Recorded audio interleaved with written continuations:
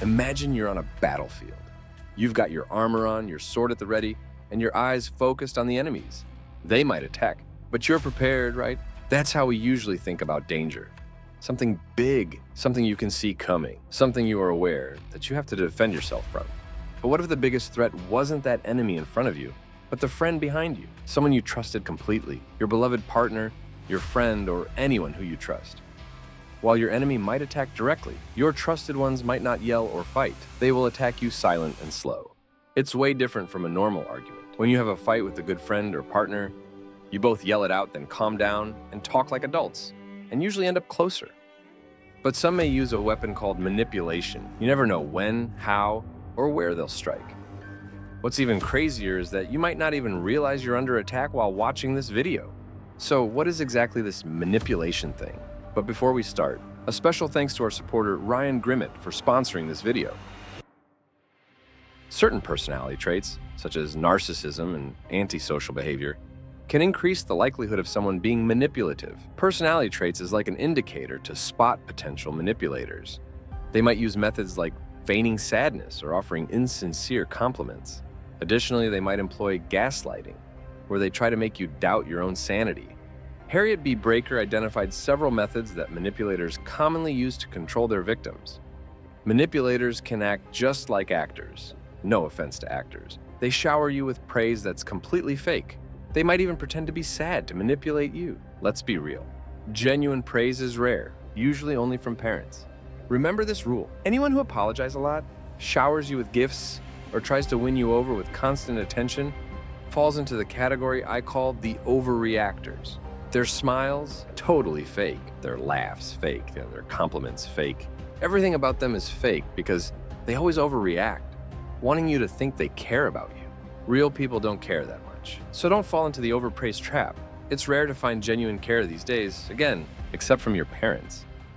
Some manipulators use the tactic of removing negative consequences as a form of reward. For example, they might finally stop a fight when you give in to their demands, end a period of silent treatment, or start spending time with you again. I call this method the crying baby technique. It's similar to the behavior of babies who cry until they get what they want. These manipulators operate in much the same way. They get their inspiration from babies, but instead of crying, they manipulate. And now I'm not going to complete the video. No, I said I'm not going to complete the video until you subscribe and hit the like button. I'm serious, dude. Don't waste time, do what I said, and I'll continue the video. Fine, but I swear if I find out that you didn't subscribe to the channel, I will be so sad. It's all your fault.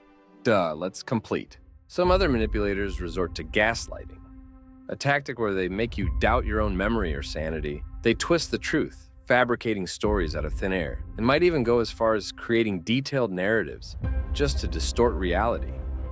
Over time, they can make you feel like you're mentally unstable, and some may even start treating you as if you have a mental problem, despite your well-being. This method is dangerously effective and is often used by individuals aiming to drive someone to madness.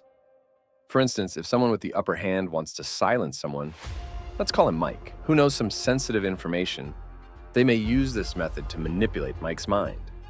They could isolate him in a solitary prison cell and feed him false information every day. They might start by telling him that his name is Jackson, and he's a former pilot with 3 children, even though he's actually single, unemployed, and has never been in a relationship.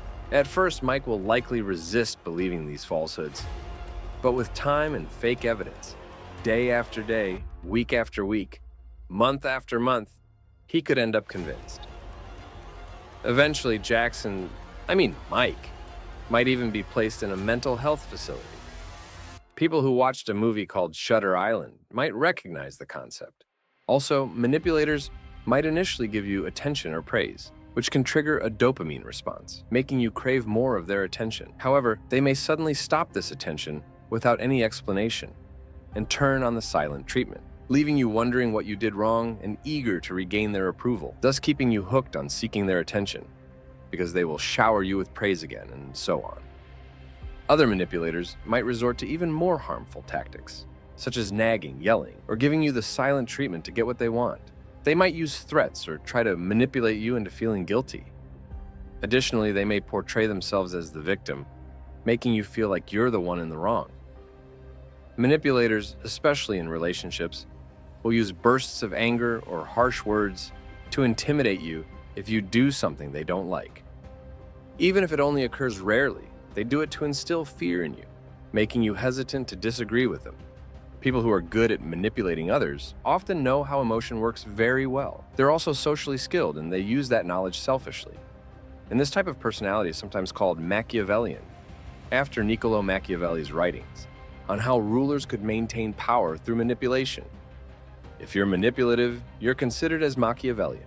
Each of these manipulation methods depends on your unique personality. The manipulator assesses your personality and selects the most effective method. Here's a key.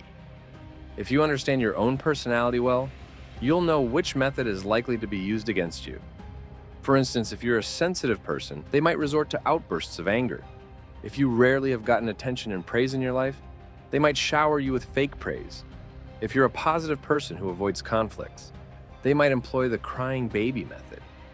And if you're an overthinker and your memory isn't strong, like you don't focus on the details, they might resort to gaslighting, as you'll not be able to find out the truth easily. The crucial point is understanding which method the manipulator will use on you. Once you identify their approach, you can turn the tables by employing counter-manipulation techniques. This involves playing along and making them believe they're successfully manipulating you. By doing this, you can uncover their intentions behind wanting to manipulate you in the first place. It's a way to gain insight into their plans and goals. Or you can end your relationship with them, but whatever you do, never go and directly confront them, saying, "Hey, I caught you, I know you're manipulating me." Just don't, okay? While we are talking about manipulation and crying babies, companies on the other side make a lot of money using it. Did you know that manipulation can be a tool for making money?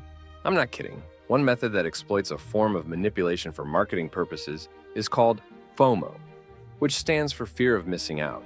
Now, I'm not referring to those stupid ads that urge you to buy now before it's gone. FOMO is a more strategic approach, closely tied to trends.